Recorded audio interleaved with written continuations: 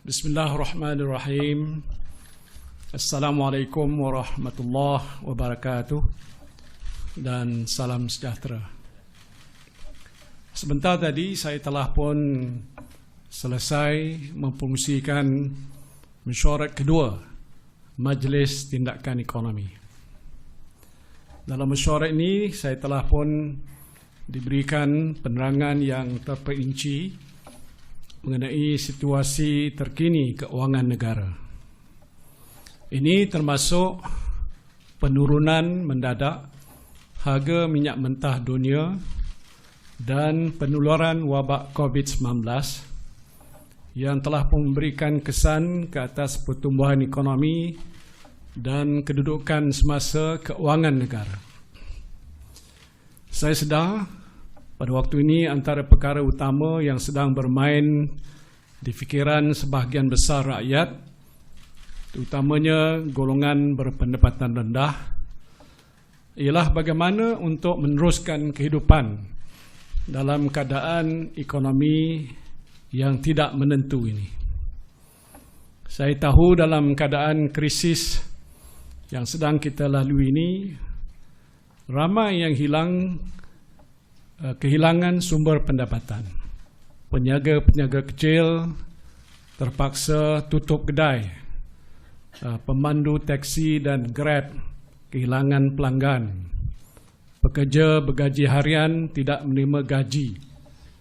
Malah para majikan pun ramai yang menanggung kerugian kerana perusahaan dan perniagaan mereka terpaksa ditutup buat sementara waktu. Dan oleh sebab itu, Majlis Tindakan Ekonomi yang bersidang pada hari ini telah pun memutuskan beberapa inisiatif utama yang saya harap akan dapat membantu meringankan sedikit beban yang ditanggung oleh anda semua ketika melalui waktu yang sukar ini. Inisiatif-inisiatif yang akan saya umumkan ini adalah sebahagian daripada pakej rangsangan ekonomi dan bantuan rakyat yang lebih komprehensif yang akan saya umumkan dalam masa yang terdekat. Inisiatif-inisiatif yang telah diputuskan dalam mesyuarat Majlis Tindakan Ekonomi pada hari ini ialah pertama, kemudahan pengeluaran iLestari bagi pencarum kumpulan wang simpanan pekerja KWSP berjumlah 40 bilion ringgit Malaysia. Menerusi kemudahan ini, semua ahli KWSP yang berumur bawah 55 tahun boleh membuat pengeluaran wang simpanan dalam akaun dua masing-masing tertakluk pada kadar maksimum RM500 sebulan untuk tempoh selama 12 bulan. Permohonan boleh dibuat bermula 1 April 2020. Inisiatif ini dijangka akan memanfaatkan sehingga 12 juta ahli KWSP dengan jumlah pengeluaran yang dianggarkan bernilai 40 bilion ringgit. Saya berharap inisiatif ini dan juga pengurangan kadar caruman KWSP pekerja sebanyak 4% yang akan berkuat kuasa pada bulan April 2020 akan membolehkan para pekerja mempunyai lebih wang dalam poket masing-masing untuk membeli barang-barang keperluan harian. Nasihat saya pada anda semua yang akan menerima manfaat ini, gunakanlah wang ini sebaik mungkin. Beli barang-barang yang perlu sahaja dalam waktu yang agak sukar ini. Yang penting pastikan setiap hari ada makanan di atas meja untuk seisi keluarga. Mungkin juga wang ini sebahagiannya boleh digunakan untuk menampung bayaran bil air ataupun bil elektrik ataupun sewa rumah mengikut keperluan masing-masing. Walaupun jumlahnya mungkin tak seberapa, tetapi inilah wang hasil titik peluh anda semua yang sepatutnya digunakan untuk hari tua, tetapi kerana kerajaan benar kewangan ini digunakan pada masa ini ialah memandangkan adanya keadaan dalam kalangan saudara-saudari yang dirasakan amat memerlukan. InsyaAllah jika wang ini digunakan secara berhemah, akan ada keberkatannya untuk saudara dan juga saudari seisi keluarga. Keduanya, kerajaan juga bersetuju untuk menyalurkan peruntukan tambahan sebanyak 500 juta ringgit kepada Kementerian Kesihatan bagi menyokong usaha menangani COVID-19. Peruntukan ini antara lainnya akan digunakan untuk membiayai pembelian peralatan perubatan seperti ventilator dan juga peralatan di ICU, peralatan pelindungan diri PPE, tambahan bagi kekantangan perkhidmatan perubatan awam serta keperluan makmal untuk saringan COVID-19. Untuk menyegerakan pembelian barangan kritikal ini, kerajaan telah pun meluluskan tata cara perolehan secara darurat. Dan selain itu, peruntukan sebanyak 100 juta ringgit juga disediakan kepada Kementerian Kesihatan untuk melantik 2,000 kaki tangan baru secara kontrak, terutamanya jururawat. Ramai jururawat dan kaki tangan hospital yang amat keletihan pada masa ini kerana mereka terpaksa bekerja siang dan malam untuk membuat saringan kes COVID-19 dan merawat mereka yang disahkan positif.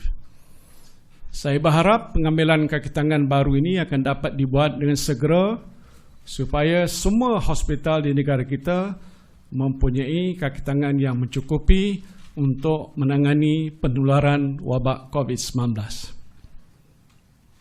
Ketiganya, kerajaan juga telah bersetuju untuk menyalurkan peruntukan sebanyak 130 juta ringgit kepada negeri-negeri untuk membantu kerajaan negeri menangani krisis COVID-19. Peruntukan ini boleh digunakan untuk memberi bantuan kepada penjaja dan peniaga kecil yang terjejas akibat krisis COVID-19, bantuan kepada pesakit COVID-19 dan ahli keluarga mereka, serta menyediakan keperluan kepada petugas-petugas di peringkat kerajaan negeri yang terlibat dalam menangani krisis ini. Peruntukan sama rata akan diberikan pada setiap negeri tanpa mengira parti mana yang membentuk kerajaan negeri yang berkenaan. Krisis yang sedang pun kita hadapi ini memberikan kesan pada semua rakyat tanpa mengira kaum, agama dan kecenderungan politik. Maka sebab itulah saya berpandangan semua pihak tanpa mengira fahaman politik mestilah bersama-sama berganding bahu dan bersatu padu untuk menangani krisis yang sedang pun kita hadapi ini. Menjaga keselamatan rakyat, kesihatan rakyat dan nyawa rakyat adalah tanggungjawab kita bersama yang melampaui batas politik.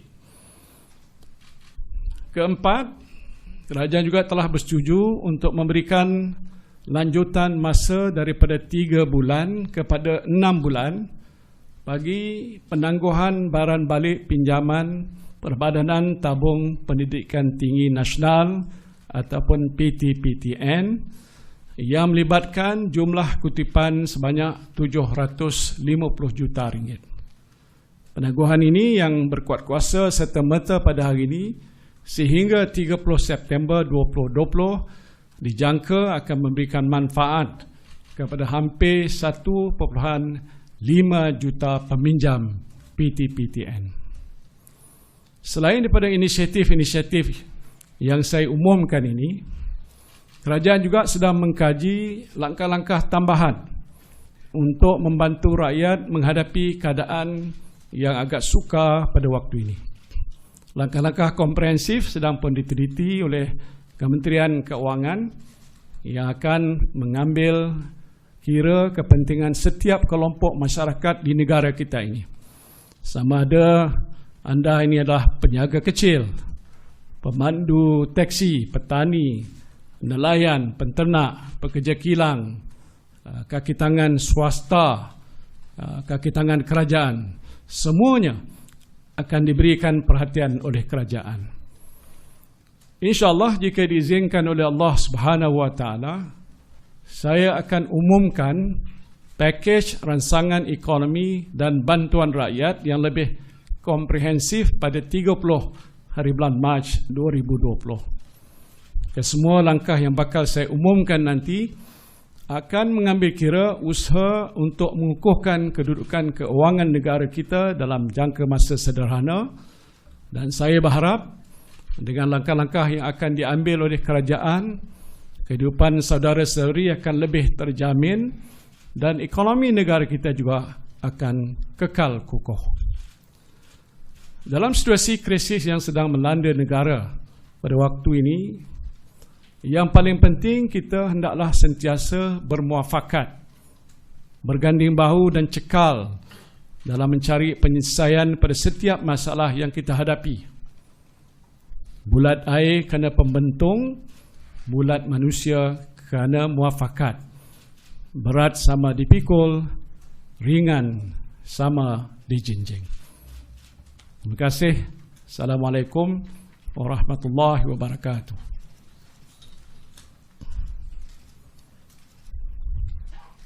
Ada soalan? Sri, semalam Menteri Kanan ada sebut mengenai harga topeng muka akan dibincangkan juga dalam mesyuarat hari ini. Adakah ia dibincangkan dan bagaimana dengan keadaan kekurangan topeng muka di pasaran? Ya, harga topeng semalam saya hadir di sini berbincang dengan ahli-ahli Majlis Keselamatan Negara bersama dengan yang Berhormat Menteri Kanan Dato' Ismail Sabri dan juga Dato' Fadilah. Dan pertamanya saya telah mengarahkan supaya pihak beliau dengan pihak Menteri di Kementerian Perdagangan Dalam Negeri dan Hal Ehwal Pengguna untuk membincang dengan pihak pengeluar supaya harga yang telah pun ditetapkan sebagai harga kawalan itu dapat diteliti supaya tidaklah terlalu tinggi. Kerana ini pastinya situasi yang agak dikatakan krisis dan kita harap pihak-pihak yang bertanggungjawab seperti kilang-kilang akan menentukan pertama bekalan yang dikehendaki itu mencukupi dengan harga yang dianggap berpatutan. Jadi itu arahan yang saya telah keluarkan dan saya harap pihak kilang akan bersetuju dengan permohonan daripada pihak kementerian yang bertanggungjawab supaya harga yang ditetapkan itulah harga yang dianggap berpatutan. Keduanya, kita juga telah minta supaya kilang-kilang yang ada dalam negara kita ini, kalau tak silap saya 4 ataupun 5 pengeluar-pengeluar dalam negara, terus membekalkan pengeluaran topeng secara yang mencukupi. Saya dimaklumkan mereka berhadapan dengan sedikit masalah, iaitu masalahnya ialah mendapatkan bahan mentah untuk mengeluarkan topeng yang mana sebahagian besarnya diimport daripada luar negara. Tapi walaupun begitu, kita harap usaha sebegitu akan dapat mereka atasi, dan kalau itu dapat dilaksanakan, pengeluaran kapasiti pengeluaran topeng dalam negeri ini saya dimaklumkan lebih kurang 2 ataupun 3 juta keping setiap bulan. Kalau itu dapat diusahakan, maka saya fikir bekalan dalam negeri ini lebih daripada memadai. Lebih-lebih lagi sudah pun diputuskan oleh pihak custom supaya pengeksportan topeng itu tidak dibenarkan, ban on export. Ini untuk membantu supaya ada bekalan yang cukup di dalam negara kita. Sementara bekalan itu belum lagi sampai ke tahap yang memuaskan, kita telah ambil keputusan untuk mengimport topeng ini daripada negara China, iaitu yang telah diumumkan 10 juta keping yang patutnya dapat diusahakan dengan segera. Semalam saya telah pun mengarahkan NADM, ya. Jadi apapun kita akan bawa masuk, dan bila mana akan sampai ke negara kita, kita akan agih-agihkan. Saya telah bersetuju dan saya nak umumkan sini, bila sampai kita akan agihkan secara percuma kepada seluruh rakyat Malaysia yang memerlukan. Itu adalah sumbangan kerajaan dalam waktu krisis yang kita sedang hadapi pada waktu ini.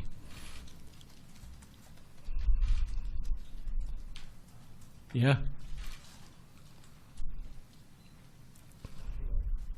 Tan Sri, adakah perintah kawalan keselamatan, adakah kerajaan bercadang untuk melanjutkan perintah kawalan keselamatan?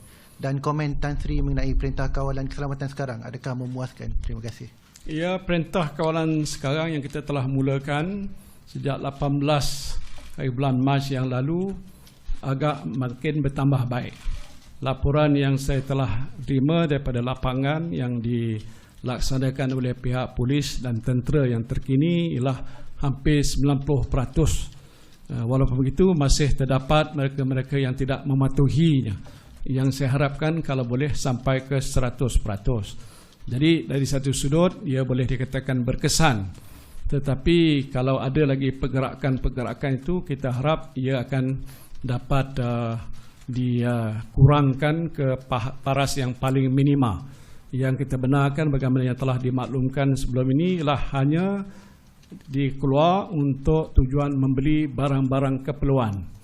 Jadi kita telah beritahu pada pihak polis dan tentera secara berhemah, kalau mereka terpaksa keluar, mereka akan pergi ke mana-mana pasar raya, ke pasar, dan dengan cepat akan pulang balik ke tempat dan kediaman masing-masing, ataupun membeli ubatan daripada farmasi yang ada di kawasan masing-masing.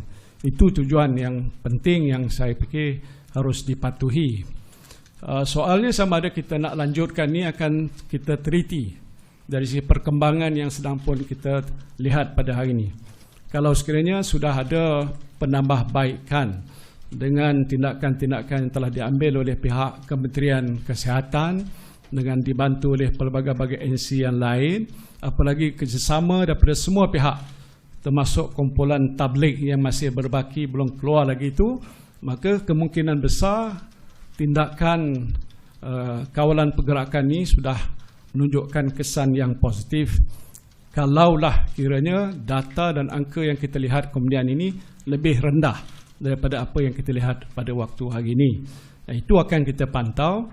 Tetapi sebelum tempoh itu tamat pada 30, kalau tak silap saya, hari bulan Mac, Majlis Keselamatan Negara akan bersidang. Sama ada langkah yang telah diambil untuk tempoh 2 minggu itu memadai atau perlu kita lanjutkan untuk tempoh seminggu ataupun 2 minggu daripada tarikh tamatnya 30 hari bulan Mac akan datang. Ini akan kita kaji dan kita akan maklumkan. Jadi sementara itu yang penting ialah saya sekali lagi rayu, stay at home.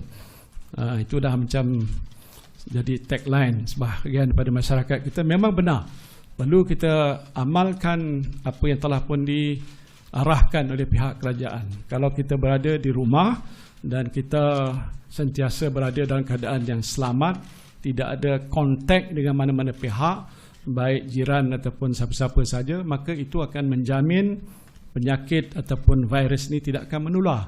Sebab itu pentinglah kita amalkan amalan sebegini, di samping kita menjaga kesihatan, membersihkan tangan dan sebagainya sepanjang masa. Jadi kalau itu dapat kita lakukan, saya kira kesan yang akan kita lihat selepas ini adalah keadaan yang agak bertambah baik dan lebih terkawal.